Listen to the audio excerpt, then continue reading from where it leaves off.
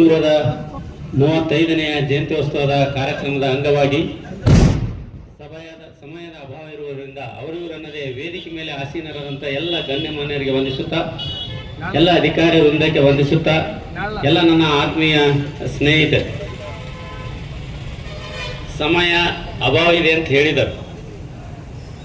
ಈಗ ಅಂಬೇಡ್ಕರ್ ಬಗ್ಗೆ ನಾವು ಸತ್ಯ ಮಾತಾಡಬೇಕು, ಸುಳ್ಳು ಮಾತಾಡಬೇಕು, ಏನ್ ಮಾತಾಡಬೇಕು ಅಂತ ಗೊತ್ತಾಗ್ತಾ ಇಲ್ಲ. ಸತ್ಯ ಮಾತಾಡಿದ್ರೆ ಒಂದು ಬೇರೆ ಆಗತ್ತೆ.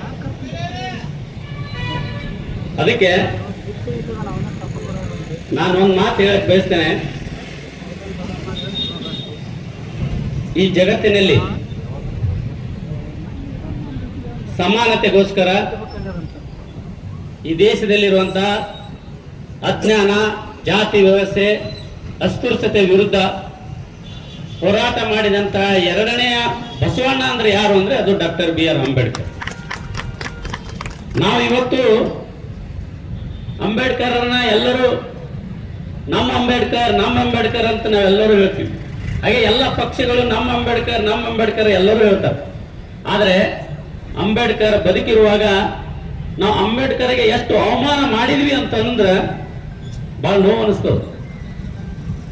ಇವತ್ತು ಅಂಬೇಡ್ಕರ್ ಕನಸು ಏನಾಗಿತ್ತಪ್ಪ ಅಂತಂದ್ರ ಈ ದೇಶದಲ್ಲಿ ಯಾರು ಅಸ್ಪೃಶ್ಯರಿದ್ದಾರೆ, ಯಾರು ದಲಿತರಿದ್ದಾರೆ, ಯಾರು ಬಡವರಿದ್ದಾರೆ, ಅವರೆಲ್ಲರಿಗೂ ಕೂಡ ಸಾಮಾಜಿಕ ನ್ಯಾಯ ಸಿಗಬೇಕು ಅನ್ನೋಂಥ ಒಂದೇ ಒಂದು ಉದ್ದೇಶದಿಂದ ಅಂಬೇಡ್ಕರ್ ಸಾಕಷ್ಟು ನೋವನ್ನು ಪಟ್ಟು ಅವರೆಲ್ಲ ಈ ಸಮಾನತೆಗೋಸ್ಕರ ಹೋರಾಟ ಮಾಡಿದಂತ ಮಹಾನ್ ವ್ಯಕ್ತಿ. ಇವತ್ತು ನಾನು ಒಂದು ಮಾತನ್ನು ಹೇಳಕ್ ಬಯಸ್ತೇನೆ. 1927ರ ಸಮಯದಲ್ಲಿ ಬಹುಶಃ ಈ ದೇಶದಲ್ಲಿ ಯಾರಿಗೂ ಕೂಡ ಮತದಾನದ ಹಕ್ಕು ಯಾರಿಗಿತ್ತಪ್ಪ ಅಂದ್ರೆ ಕೆಲವು ಜನರಿಗಿತ್ತು. ಯಾರಿಗಪ್ಪ ಅಂತಂದ್ರೆ ಯಾರು ಆಸ್ತಿವಾನರಿದ್ದಾರೆ, ಯಾರು ಬ್ರಿಟಿಷರ ಕೈಗೊಂಬೆಯಾಗಿ ಕೆಲಸ ಮಾಡ್ತಾ ಇದ್ದಾರೆ, ಯಾರು ಅತಿ ಶಿಕ್ಷಣವಂತರಿದ್ದಾರೆ, ಅವ್ರಿಗೆ ಮಾತ್ರ ಮತದಾನದ ಹಕ್ಕಿತ್ತು. ಮಹಿಳೆಯರಿಗೆ ಕೂಡ ಮತದಾನ ಹಕ್ಕು ಇದ್ದಿದ್ದಿಲ್ಲ. ಇವತ್ತು ನೀವು ಕುಂತಿದ್ರಲ್ಲ, ಯಾರಿಗೂ ಕೂಡ ಮತದಾನದ ಹಕ್ಕಿಲ್ಲ. ಈ ದೇಶದ ಕೆಲವು ಜನರಿಗೆ ಮಾತ್ರ ಮತದಾನದ ಹಕ್ಕಿತ್ತು.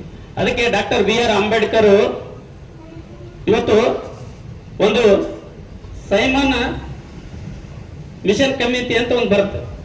ಅದರಲ್ಲಿ ಅವರು ಒಬ್ಬ ಕಮಿಟಿ ಮೆಂಬರ್ ಆಗಿ ಅವ್ರು ಹೇಳ್ತಾರೆ, ಇವತ್ತು ಈ ದೇಶದಲ್ಲಿ ಸಮಾನತೆ ಬರಬೇಕಾದ್ರೆ ನಮ್ಮೆಲ್ಲ ದಲಿತರಿಗೆ, ಎಲ್ಲರಿಗೂ ಕೂಡ, ಮಹಿಳೆಯರಿಗೆ ಕೂಡ ಮತದಾನದ ಹಕ್ಕನ್ನು ಕೊಡಬೇಕು ಅಂತೇಳಿ ಪ್ರಥಮ ಬಾರಿಗೆ ಪ್ರತಿಪಾದನೆ ಮಾಡಿದಂತ ವ್ಯಕ್ತಿ ಯಾರು ಅಂದ್ರೆ ಅದು ಡಾಕ್ಟರ್ ಬಿ ಆರ್ ಅಂಬೇಡ್ಕರ್.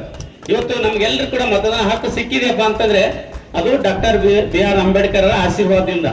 ಇಷ್ಟೇ ಅಲ್ಲ, ಇವತ್ತು ಮೊದಲು ಬ್ರಿಟಿಷರ ಆಡಳಿತದಲ್ಲಿ ನಾವೇನು ಇವತ್ತು ಕಾರ್ಮಿಕ ಇಲಾಖೆಯಲ್ಲಿ ಇವತ್ತು ಅನೇಕ ಕಂಪನಿಗಳಲ್ಲಿ ಏನು ಕೆಲಸ ಮಾಡ್ತಿದ್ದೀರಲ್ಲ, ಅವ್ರಿಗೆ ಎಷ್ಟು ತಾಸು ದುಡಿಬೇಕಾಗಿತ್ತಪ್ಪ ಅಂತಂದ್ರೆ 14 ತಾಸು ದುಡಿಬೇಕಾಗಿತ್ತು. ಆದ್ರೆ ಅಂಬೇಡ್ಕರ್ ಅವರು ಬ್ರಿಟಿಷರ ಆಡಳಿತದಲ್ಲಿ ಒಬ್ಬ ಕಾರ್ಮಿಕ ಸಚಿವನಾಗಿ ಎಲ್ಲ ಕಂಪನಿಗಳಿಗೆ ಭೇಟಿ ಕೊಟ್ಟು ಅಲ್ಲಿರುವಂತಹ ಕಾರ್ಮಿಕರ ಏನು ನೋವು ಏನಿದೆ, ಏನು ಕಷ್ಟ ಇದೆ ಎಲ್ಲವನ್ನ ಅರ್ಥ ಮಾಡಿಕೊಂಡು ಬಂದು ಅವ್ರು ಹೇಳ್ತಾರೆ, ಇವತ್ತು ಏನು 14 ತಾಸು ದುಡಿತಾ ಇದಾರಲ್ಲ ಅವ್ರಿಗೆ 8 ತಾಸು ಕೆಲಸ ಕೊಡ್ಬೇಕಷ್ಟೇ ಅಂತೇಳಿ ಪ್ರತಿಪಾದನೆ ಅದನ್ನು ಜಾರಿಗೆ ತರ್ತಾರೆ ಕಾರ್ಮಿಕ ಸಚಿವರಾಗಿ. ಅಷ್ಟೇ ಅಲ್ಲ, ಅವರು ಇವತ್ತು ನಾವು ಹೆಣ್ಮಕ್ಳಿಗೆ ಏನು ಹೆರಿಗೆ ಆದಂತ ಸಂದರ್ಭದಲ್ಲಿ ಅವರಿಗೆ ಹೆರಿಗೆ ಭತ್ಯೆಯನ್ನು ಕೊಡಬೇಕು ಅನ್ನುವಂತ ಪ್ರತಿಪಾದನೆ ಮಾಡಿದಂತ ವ್ಯಕ್ತಿ ಯಾರು ಅಂದ್ರೆ ಅದು ಡಾಕ್ಟರ್ ಬಿ ಆರ್ ಅಂಬೇಡ್ಕರ್. ಇಷ್ಟೇ ಅಲ್ಲ, ಈ ದೇಶಕ್ಕೆ ನೀಲ ನಕ್ಷೆಯನ್ನ ತಯಾರು ಮಾಡಿಕೊಟ್ಟವರು ಯಾರು ಅಂದ್ರೆ ಡಾಕ್ಟರ್ ಬಿ ಆರ್ ಅಂಬೇಡ್ಕರ್. ಇಂಥ ಅಂಬೇಡ್ಕರ್ ಅವರಿಗೆ ನಾವು 1952ರ ಚುನಾವಣೆಯಲ್ಲಿ ಸೋಲಿಸಿದಂತ ಪುಣ್ಯಾತ್ಮರು ನಾವು. ಇವತ್ತು ಅವರ ಮಾಡಿದಂತ ದೇಶಕ್ಕೆ ಮಾಡಿದಂತ ಸೇವೆಯನ್ನ ಗಮನದಲ್ಲಿಟ್ಟುಕೊಂಡು ಅವತ್ತು ಅವರನ್ನ ಅವಿರೋಧವಾಗಿ ಆಯ್ಕೆ ಮಾಡಿ ಕಳಿಸ್ಬೇಕಾಗಿತ್ತು. ಅದನ್ನ ನಾವು ಮಾಡಲಿಲ್ಲ, ಅವರನ್ನ ಸೋಲಿಸಿದ್ದೇವೆ. ನಂತರ ಪುನಃ ಚುನಾವಣೆಯಲ್ಲಿ ಕೂಡ ಅವರನ್ನು ಸೋಲಿಸಿದ್ದೇವೆ. ಆದ್ರೆ ಅವರ ಸತ್ತ ಮೇಲೆಯೂ ಕೂಡ ನಾವು ಅವರಿಗೆ ತುಂಡು ಭೂಮಿಯನ್ನು ಕೊಡ್ಲಿಲ್ಲ. ನಾ ಯಾಕೆ ಮಾತನ್ನ ಹೇಳ್ತೇನೆ, ಕೆಲವರು ಜನರಿಗೆ ನೋವು ಅನಿಸ್ಬೋದು. ನಾ ಇವತ್ತು ಆ ಪಕ್ಷ ಈ ಪಕ್ಷ ಯಾವುದನ್ನು ಮಾತಾಡ್ತಾ ಇಲ್ಲ. ಯಾರು ಇವತ್ತು ಸಮಾಜಕ ಅಂಬೇಡ್ಕರ್ಗೆ ಯಾರು ಅನ್ಯಾಯ ಮಾಡಿದ್ದಾರೆ ಅನ್ನೋದನ್ನ ನಾವು ಅರ್ಥ ಮಾಡ್ಕೋಬೇಕಾಗಿದೆ. ಅಂಬೇಡ್ಕರ್ ಸತ್ತಾಗ ಅವರ ಮನೆಯಲ್ಲಿ 5,000 ರೂಪಾಯಿ ಕೂಡ ಇದ್ದಿದ್ದಿಲ್ಲ. 5,000 ರೂಪಾಯಿ ಅವರಿಗೆ ಏನಪ್ಪಾ, ಅಂಬೇಡ್ಕರ್ನ ಡೆಲ್ಲಿಯಿಂದ ಮಹಾರಾಷ್ಟ್ರಕ್ಕೆ ಅವ್ರನ್ನ ಅಲ್ಲಿ ತಗೊಂಡು ಹೋಗ್ಬೇಕಾದ್ರೆ, ಅವರ ಶವವನ್ನು ತಗೊಂಡು ಹೋಗ್ಬೇಕಾದ್ರೆ ಅಲ್ಲಿ ಕೂಡ ಅವರಿಗೆ 5,000 ರೂಪಾಯಿ ಹಣವನ್ನು ಕೂಡ ಇದ್ದಿದ್ದಿಲ್ಲ. ಎಂತಿಂತವರಿಗೆ ಇವತ್ತು ದೆಹಲಿಯಲ್ಲಿ 100 ಎಕರೆ ಸ್ಮಾರಕ ಮಾಡಿದ್ದಾರೆ, ಆದ್ರೆ ಅಂಬೇಡ್ಕರ್ಗೆ ತುಂಡು ಭೂಮಿಯನ್ನು ಕೊಡ್ಲಿಲ್ಲಲ್ಲ. ಇದು ನೋವಿನ ಸಂಗತಿ ಇವತ್ತು. ಯಾಕಂದ್ರೆ ಇವತ್ತು ಸತ್ಯವನ್ನ ಮಾತಾಡ್ಬೇಕಾಗಿದೆ. ಅದಕ್ಕೆ ಇವತ್ತು ಅಂಬೇಡ್ಕರ್ ಅವರಿಗೆ ಅಲ್ಲಿ ಕೊಳ್ಳಿಲ್ಲ, ಭೂಮಿನ ಕೊಳ್ಳಿಲ್ಲ, ಅವ್ರ ಹೆಣವನ್ನ, ಅವರ ಸತ್ತ ಶವವನ್ನ ತೆಗೆದುಕೊಂಡೋಕೆ ಒಂದು ಏರೋಪ್ಲೇನ್ ವ್ಯವಸ್ಥೆಯನ್ನು ಕೂಡ ಮಾಡಲಿಲ್ಲ. ಅವರ ಅಭಿಮಾನಿಗಳಿಗೆ ಮಾರ್ಕೊಂಡು ಹೋಗಿ ನಂತರ ಅವರನ್ನ ಎಲ್ಲಿ ಬಾಂಬೆಯ ಒಂದು ಏನಪ್ಪಾ ಸಮುದ್ರದ ದಂಡೆಯಲ್ಲಿ ಅವರನ್ನ ಅಂತ್ಯ ಸಂಸ್ಕಾರ ಮಾಡ್ತಾರೆ.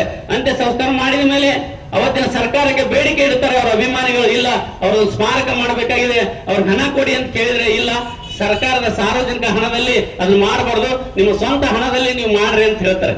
ಇದನ್ನ ಅರ್ಥ ಮಾಡ್ಕೊಂಡು ಯಾಕೆ ಹೇಳ್ತೀನಪ್ಪ ಅಂದ್ರೆ ಇದು ಸತ್ಯ. ಇವತ್ತು ಇತಿಹಾಸವನ್ನ ಎಟ್ಟೆ ಮುಚ್ಚಿಟ್ಟಿದ್ರು ಕೂಡ ಅದು ಸಾಧ್ಯವಲ್ಲ. ಇವತ್ತೆಲ್ಲ ಯುವಕರು ವಿದ್ಯಾವಂತರಾಗಿದ್ದಾರೆ, ಶಿಕ್ಷಣವಂತರಾಗಿದ್ದಾರೆ, ಅದನ್ನೆಲ್ಲ ಇವತ್ತು ನೋಡ್ತಾ ಇದ್ದಾರೆ. ಅದಕ್ಕೆ ನಾನು ಹೇಳ್ತಾ ಇರೋದು, ಇವತ್ತು ಅಂಬೇಡ್ಕರ್ ಕನಸು ಕಂಡ ಭಾರತ ಇದು ಅಲ್ಲ. ಅಂಬೇಡ್ಕರ್ ಏನ್ ಕನಸು ಕಂಡಿದ್ರಪ್ಪ ಅಂತಂದ್ರೆ ಈ ದೇಶದಲ್ಲಿ ಭ್ರಷ್ಟಾಚಾರ ಇರಬಾರ್ದು, ಈ ದೇಶದಲ್ಲಿ ಒಬ್ಬ ಹೆಣ್ಣು ಮಗಳು ಕೂಡ ಶಿಕ್ಷಣವಂತರಾಗ್ಬೇಕು, ಎಲ್ಲರೂ ಕೂಡ ಸಮಾನತೆಯಿಂದ ಬದುಕಬೇಕು ಅನ್ನುವಂತ ಕನಸನ್ನು ಕಂಡಂತ ಡಾಕ್ಟರ್ ಬಿ ಆರ್ ಅಂಬೇಡ್ಕರ್ ಇವತ್ತಿನ ದಿನಮಾನಗಳಲ್ಲಿ ಏನಾಗಿದೆ ನೋಡಿ. ಇವತ್ತು ನಮ್ಮನ್ನ ಆಳುವಂತ ನಾಯಕರೇ ಇವತ್ತೇನಪ್ಪಾ ಅಂತಂದ್ರೆ ಭ್ರಷ್ಟಾಚಾರ ಮಾಡಿ ಸಾವಿರಾರು ಕೋಟಿ ಹಣವನ್ನ ಮಾಡ್ಕೊಂಡು ಕುತ್ಕೊಂಡಿದ್ದಾರೆ. ಇವತ್ತು ಈ ದೇಶವನ್ನ ಇವತ್ತು ಭ್ರಷ್ಟಾಚಾರ ಮತ್ತು ಕುಟುಂಬ ರಾಜಕಾರಣ ಎರಡೂ ಕೂಡ ಈ ದೇಶವನ್ನು ಕಿತ್ತು ತಿನ್ನುವಂತ ವ್ಯವಸ್ಥೆ ಇವತ್ತಿಲ್ಲಿದೆ. ಅದಕ್ಕೆ ಯುವಕರು ಎಚ್ಚೆತ್ತುಕೊಳ್ಬೇಕು. ಅಷ್ಟೇ ಅಲ್ಲ, ಇವತ್ತಿನ ಸರ್ಕಾರ ಏನ್ ಇವತ್ತು SC ST ಗಳಿಗೆ ಏನು ಮೀಸಲಾಗಿಟ್ಟರಲ್ಲ ಹಣ, ಇಲ್ಲಿವರೆಗೆ ಇವತ್ತು 40,000 ಕೋಟಿ ಹಣವನ್ನ ಇವತ್ತು ದುರುಪಯೋಗ ಪಡಿಸ್ಕೊಂಡಿದ್ದಾರೆ. ಅದಕ್ಕೆ ಯಾಕೆ ಈ ಮಾತನ್ನು ಹೇಳ್ತಾ ಬಂದ್ರೆ ಇವತ್ತು ನೀವು ಹೋರಾಟ ಮಾಡ್ಬೇಕು. ಎಲ್ಲಿವರೆಗೆ ನೀವು ಹೋರಾಟ ಮಾಡೋದಿಲ್ವೋ ಅಲ್ಲಿವರೆಗೆ ನಿಮಗೆ ಸಮಾಜಕ್ಕೆ ನ್ಯಾಯನ ಸಿಗಲಿಕ್ಕೆ ಸಾಧ್ಯನೇ ಇಲ್ಲ. ಇವತ್ತು ನಾಯಕ ಯಾವುದೇ ಪಕ್ಷ ಇರಲಿ, ಯಾರೇ ಇದ್ರೂ ಕೂಡ ನಮಗೆ ಸಿಗಬೇಕಾದ ಸಾಮಾಜಿಕ ನ್ಯಾಯಕ್ಕಾಗಿ ಎಲ್ಲಿವರೆಗೆ ನೀವು ಹೋರಾಟ ಮಾಡುವುದಿಲ್ಲವೋ ಅಲ್ಲಿವರೆಗೆ ನಿಮ್ಮ ಸಮಾಜಕ್ಕೆ ನ್ಯಾಯ ಸಿಗುವುದಿಲ್ಲ ಅನ್ನುವಂತ ಮಾತನ್ನು ಹೇಳ್ತಾ ಈ ವೇದಿಕೆ ಮೇಲೆ ಮಾತನಾಡಕ್ಕೆ ಅವಕಾಶ ಮಾಡಿಕೊಟ್ಟಿದ್ದಕ್ಕಾಗಿ ತಮ್ಗೆಲ್ಲರೂ ಕೂಡ ವಂದಿಸುತ್ತಾ ನನ್ನ ಮಾತನ್ನು ಮುಗಿಸ್ತೇನೆ. ಜೈ ಹಿಂದ್, ಜೈ ಕನ್ನಡ.